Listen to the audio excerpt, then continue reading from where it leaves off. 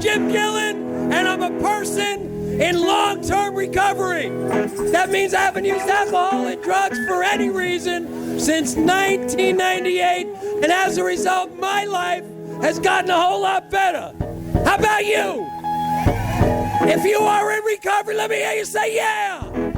This video was made possible by a grant from By our silence, we let other people define us. Rhode Cares, putting a face and a voice on recovery in Rhode Island. Salvation Army, where you can always go. I really do this because I think it's important for children to grow up in healthy households. And I think that, you know, while I don't hold anything against the dynamics of my own family, but I want to encourage those parents that are in need of recovery, you know, and the children to understand, first of all, that it's not their doing, it's not their fault.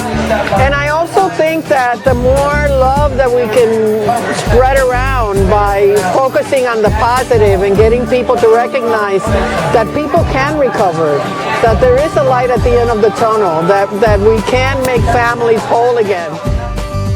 So many beautiful faces here today, and just the fact, you know, a few times already I've teared up. I'm here with my daughter, and you know, who would have thought that was possible? If you would have told me 8, 9, 10 years ago that I'd be at a function like this and there'd be all this beauty involved and I'd have a child, I would have said no way, it's not possible.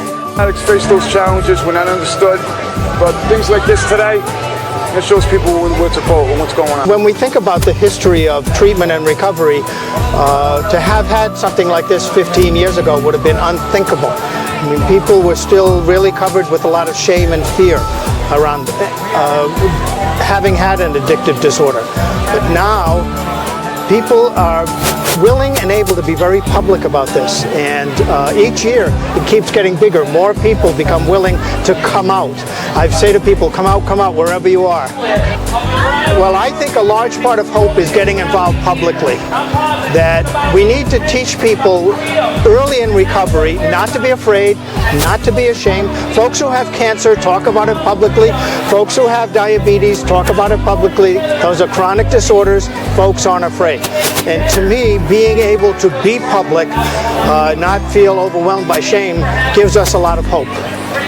And it connects us to the people who can help us out. Recovery is a reality. Join us. Join us at The Anchor, Rhode Island's first recovery community center, a safe, supportive environment for people in all stages of recovery. Find us on the web at anchorrecovery.org.